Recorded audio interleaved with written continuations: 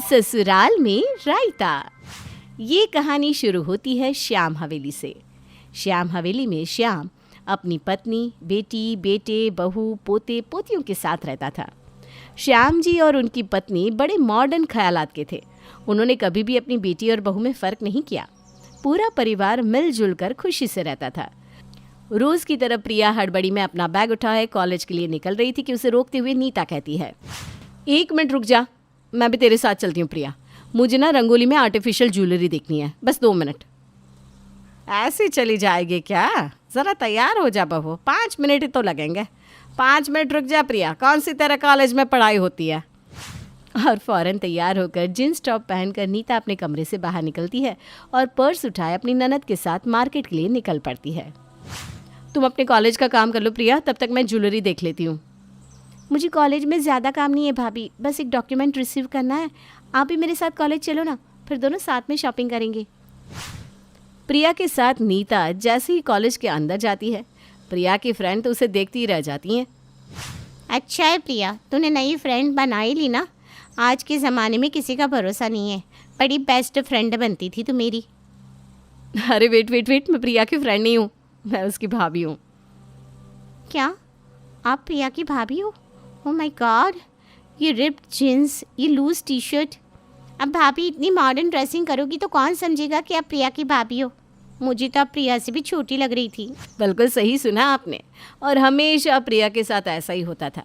जब भी वो नीता के साथ बाहर निकलती, सब या तो नीता को उसकी फ्रेंड समझ लेते थे या उसकी छोटी बहन। सभी की नज़रें नीता पर ही रहती थी, और रहती भी क्यों ना, नीता थी ही इतनी सुंदर। एक रोज़ खाने की टेबल पर, तुम्हारी कोई फ्रेंड है क्या सुशील? मेरी तो बहुत सारी फ्रेंड है पापा, क्यों? मेरा मतलब है अगर कोई ख़ास फ्रेंड ना हो तो फिर हम तुम्हारे लिए लड़के देखना शुरू कर दें।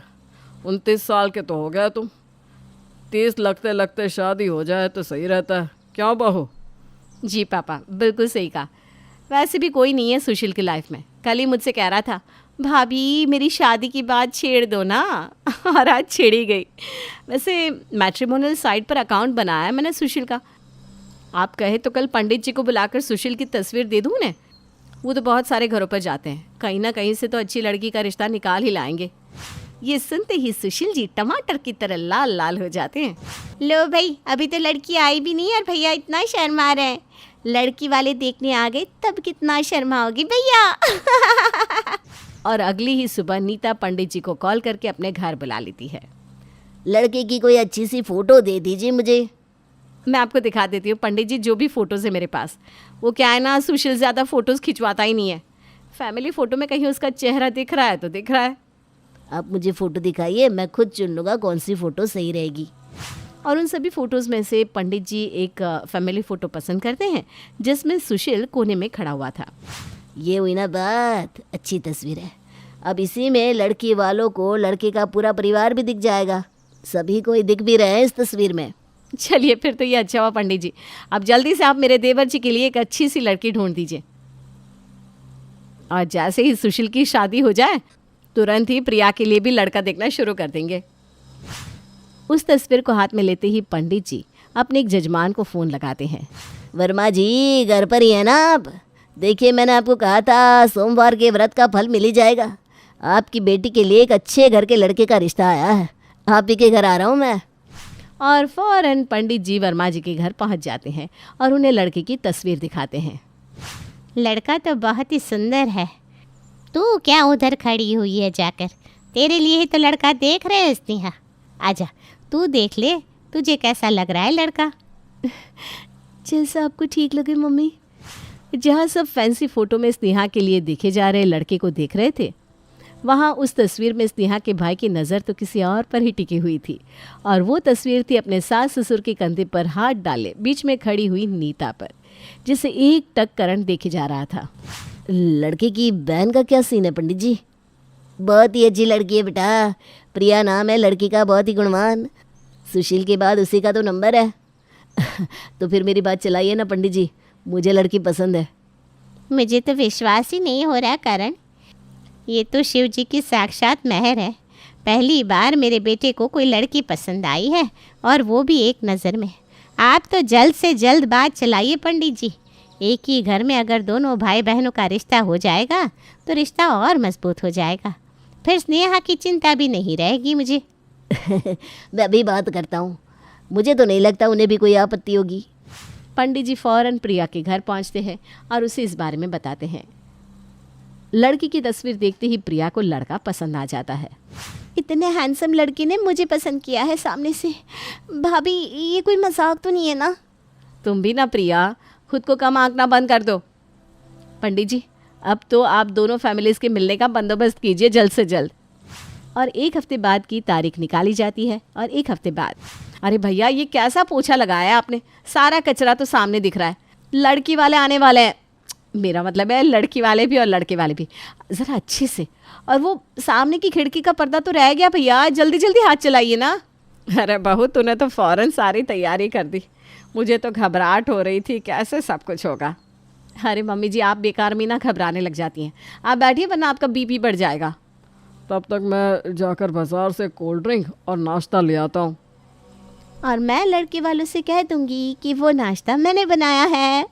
एकदम सही, मैंने भी तो यही कहा था, जबकि चाय बनाने के अलावा मुझे कुछ आता ही नहीं था। पर वक्त सब सिखा देता है। चलो अब एक एक करके सब तैयार होना शुरू कर दो, कभी भी लड़की लड़के वाले आते ही होंगे।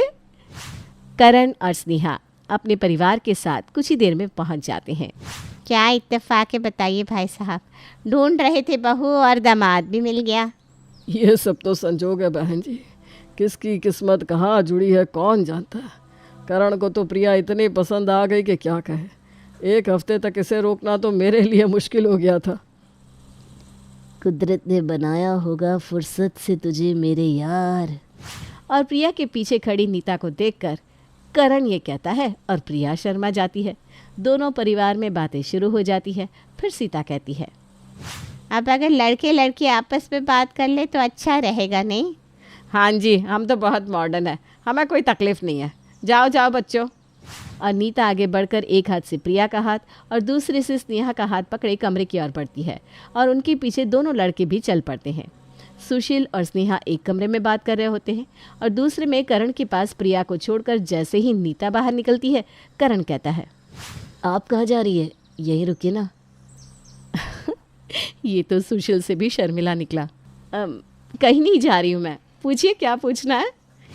ये कहकर नीता दरवाजे की ओर मुंह फेर कर खड़ी हो जाती है। हाय ये शर्म। ओह माय गॉड, अगर इसी तरह वन लाइनर देता रहा तो मैं तो नजरें भी उठा नहीं पाऊंगी। नीता की ओर देखता हुआ करण अपने सवाल पूछना शुरू कर देता है। आपको सबसे ज़्यादा क्या पसंद है? रंग। यह करण नीता से सवाल पूछता है और जवाब पीछे से प्रिया देती जाती है। नीता को देखने में करण ऐसा मदहोश हो जाता है कि वो ये भी ध्यान नहीं देता कि जवाब कौन दे रहा है। और इसी तरह सवाल जवाब का सिलसिला पूरा होने के बाद सभी वापस हॉल में लौट आते हैं। तो बताओ बच्चों, तुम लोगों की क्या राय है? मुझे सुशील पसंद है मम्मी। मुझे भी पसंद है। हमें भी मंजूर है। अब सब तैयार ही है तो अभी ही सगुण कर देते हैं। दोनों परिवार आमने सामने बैठ जाए तो अच्छा होगा। और फौरन दोनों परिवार नेक की तैयारी में लग जाते हैं और फिर रस्म शुरू होती है। प्रिया करण के ठीक सामने बैठी थी। सब उसे रस्म बताते हैं और करण वैसा वैसा करता जाता है। प्रिया को टीका लगाने और पैसे देने के बाद करण उठकर नीता के पास जाता है और टीका लगाने के बाद नीता के हाथों में भी 5100 रुपये रख देता है। लगता है इनके घर में पहले छोटी बहन को पैसे दिए जाते हैं, उसके बाद ही बड़ी बहन के साथ रस्म करने का रिवाज होता होगा, पर मुझे क्या। अरे वाह, कितने अच्छे संस्कार हैं। लगता है इनके यहाँ भाभीियों को भी नेक दिया जाता है। लगता है इनके परिवार में ऐसा ही नियम होता होगा। शायद सबको नेक चढ़ता है, तो फिर इधर से मैं भी जाकर समधन जी को नेक पकड़ा देती हूँ। और इसी तरह गलत फहमी में हर कोई एक दूसरे को नेक दे देता है। और नीता के ससुराल में ऐसा रायता फैलता है कि घर का होने वाला दामाद घर की बहू का ही नेक करके चला जाता है। अब हर रोज़ प्रिया और करण की बातें होने लगती है। करण फ़ोन पर प्रिया को ही नीता समझ रहा था, क्योंकि नीता की आवाज़ फ़ोन पर तो उसने कभी सुनी नहीं थी। और इसी तरह गलतफहमी बढ़ती ही जाती है। फिर एक सुबह करण गॉगल्स लगाकर अपने होने वाले ससुराल के बाहर पहुंच जाता है और गाड़ी का हॉर्न बजाने लगता है। हॉर्न की आवाज़ सुनकर नीता ऊपर बालकनी से झांकती है। अरे वाह, प्रिया को क्या लड़का मिला है, ये हुई ना बात। भगवान करे इनकी जोड़ी हमेशा सलामत रहे। नीता अंदर जाकर प्रिया को बाहर भेजती है। आप आ गए, व्हाट अ सरप्राइज। हाँ, वो कुछ गिफ्ट लाया था। अब इस बच्ची को कैसे टरकाऊं? एक काम करता हूँ, जो चॉकलेट का बुके लाया हूँ उसमें से एक चॉकलेट इसे दे देता हूँ। और करण एक चॉकलेट प्रिया को पकड़ा देता है। प्रिया उसी चॉकलेट से खुश होकर अंदर चली जाती है। नीता को ढूंढता हुआ करण अंदर आता है और किचन में चला जाता है। ये कंगन लाया था मैं, और ये बुके। अरे वाह, कितने अच्छे लोग हैं। लगता है इनके यहाँ भाभीयों को भी गिफ्ट देने का रिवाज है। नीता फौरन कंगन पहन लेती है। आइए बैठिए ना, मैं अभी आपके लिए चाय नाश्ता बनाती हूँ। नहीं नहीं, एक नज़र देखना था, देख लिया, हो गया, अब चलता हूँ मैं। हर संडे की तरह दोनों ननद भाभी शॉपिंग पर निकलते हैं। प्रिया मैसेज करके करण को बताती है कि वो किस मॉल में जा रही है और नीता का दीवाना करण उस मॉल के बाहर पहुंच जाता है। दोनों लड़कियां शॉपिंग करके जैसे ही बाहर आती हैं, वहाँ कुछ मनचले उन्हें देखते ही सीटी मार देते हैं। तेरी इतनी मजाल, अभी अपनी माँ के पेट से पूरा बाहर आया नहीं और लड़कियों को देखकर सीटी मार रहा है, वो भी मेरी प्रिया को। करण उस लड़की को ऐसा मारता है कि वो अधमरा हो जाता है। छोड़ दो करण इसे, ये मर जाएगा। आप कह रही हैं बस इसलिए, वरना आज तो ये मर ही जाता। नीता के हाथों से बैग लेकर करण आगे गाड़ी की ओर बढ़ने लगता है। बहुत अच्छी किस्मत पाई है प्रिया तुमने, इससे अच्छा लड़का तो मिल ही नहीं सकता था। वही ना भाभी, कैसे मेरे पीछे पीछे डोलता है। किसी ने मुझे सीटी क्या मार दी, इससे बर्दाश्त भी नहीं हुआ। शादी के पहले ना सुमित भी ऐसे ही थे, पर शादी के बाद सब हवाई उड़ गई। शादी के बाद करण ऐसे ही रहे, फिर तो तेरी मौज है। अब करण रोज़ किसी न किसी बहाने नीता के आगे पीछे घूमता रहता। कभी उसे कोई गिफ्ट ला कर देता तो कभी कोई गिफ्ट, और नीता उसे हमेशा एक भाभी के नाते एक्सेप्ट कर लेती। पर अब ये सब सुमित को खटकने लगा था। और एक दिन, मुझे कुछ गड़बड़ लग रही है नीता। फियांसे करण प्रिया का है, पर तुम्हारे लिए इतना गिफ्ट लाता है। अरे सुमित, हो सकता है ये उनके घर का रिवाज हो। ये कौन सा ऑल्टर निवास है भाई? मुझे तो ये रिवाज पहले दिन से ही समझ में नहीं आ रहा। अब जल्द से जल्द सगाई की डेट निकाले और उसके बाद फ़ौरन शादी की। मैं नहीं चाहता कि अब और रायता फैले। कहाँ ये मैटर सुशील के लिए लड़की देखने से शुरू हुआ था और कहाँ प्रिया के होने वाले पति पर आकर अटक जाता था। वो भी एक ऐसा पति जो उसी घर की बहू को पसंद करने लगा था। काफ़ी रायता तो ऑलरेडी फैल चुका था, पर असली रायता तो अब फैलने वाला था। नीता पंडित जी को बुलाकर सगाई की तारीख निकलवा लेती है। सगाई के दिन नीता को देखते ही करण उसके पास जाता है और एक कार की चाबी उसके हाथ में रखता है। किसी कमरे की चाबी है क्या करण? मैं ध्यान से रख देती हूँ। बाहर कार खड़ी है, आपके लिए गिफ्ट है। एक और गिफ्ट? लगता है इनके यहाँ सगाई पर भाभियों को गिफ्ट दिया जाता है। ये तो कुछ नहीं है, एक कमरा भरकर गिफ्ट तैयार है आपके लिए। खैर, सगाई की रस्में शुरू करनी चाहिए नहीं? अब और इंतज़ार नहीं होता। और स्टेज पर दोनों जोड़े खड़े हो जाते हैं और बीच में खड़ी हो जाती है नीता, हाथ में रिंग का ट्रे लिए। आप खुद ही ट्रे लेकर खड़ी हो गई, कितना काम करती हैं आप। और ये कहते कहते करण एक रिंग निकालकर नीता के हाथ में डाल देता है। ये देखते ही सभी के बीच हल्ला मच जाता है। ये क्या मजाक है जीजा जी? आपने मेरी बीवी के हाथ में अंगूठी पहना दी है। ये क्या कह रहे हैं आप? यही तो मेरी होने वाली बीवी है। ये सब यहाँ क्या हो गया? लोग हंस रहे हैं, चुप हो जा करण। जिन लोगों से तो बहस कर रहा है उन्हीं के घर तेरी बहन जाने वाली है। ये सब क्या ड्रामा है? आप लोगों के चक्कर में मेरी और सुशील की सगाई भी रुकी हुई है। भैया प्लीज़ भैया, कितनी मुश्किल से मुझे कोई लड़का मिला है, मेरी लाइफ तो बर्बाद मत करे। नहीं स्नेहा, पहले ये मैटर सॉल्व होगा। अगर ये लोग मुझे धोखा दे सकते हैं तो कल को पता चला सुशील भी इस घर का दामाद निकला। पंडित जी, ये रिश्ता आपने करवाया था, अब आप ही सब कुछ ठीक कीजिए पंडित जी। आप बताइए करण बेटा, इतने दिनों से आप किससे बात कर रहे थे? प्रिया से। और किससे पंडित जी? ये लो, फिर क्या दिक्कत है? मुझ पर इल्ज़ाम क्यों आ रहा है फिर? मैंने आपको क्या बताया था? इस घर में एक लड़की है प्रिया, जो कि कंवारी है, और वो आपके सामने खड़ी है। फिर आप परेशान क्यों हो रहे हैं? और नीता की तरफ इशारा करता हुआ करण कहता है, पर प्रिया तो यह है ना, तस्वीर में मैंने देखा था अपने मम्मी पापा के बीच में वन पीस पहनकर खड़ी हुई तो यही थी। दोनों के कंधों पर हाथ रखकर आराम से पॉज मार रही थी। अरे कौन सी बहू ऐसी फ़ोटोज़ लेती है सास ससुर के साथ? मैं लेती हूँ, क्योंकि मेरे सास ससुर मेरे लिए मेरे माता पिता के समान हैं। अब समझ में आया कि क्यों आप मेरे आगे पीछे घूमते रहते हैं। और ये गलत फहमी कहीं हुई नहीं है, गलत फहमी आपकी आंखों में आ गई थी। अब जो हुआ सो हुआ, आपके सामने आपकी होने वाली पत्नी खड़ी है, उसके हाथों में अंगूठी पहनाइए। मैं नहीं पहनाने वाला, मुझे इस प्रिया में कोई दिलचस्पी नहीं है। सगाई तो आज होगी ही, स्नेहा और सुशील की भी, और आपकी और प्रिया की भी। वरना आपने जो मुझे 25 लाख की गाड़ी दी है ना, और इतने सारे गिफ्ट्स दिए हैं, वो सारे के सारे मेरे पास ही रह जाएंगे। एक सगाई के पीछे कितने पैसे हम लोगों के डुबाएगा बेटा तू। मुझे तो पता ही नहीं था तू नीता बहू के पीछे इतनी महंगी गाड़ी लेकर आ गया। हम लोगों का बहुत समय बर्बाद कर दिया है तूने।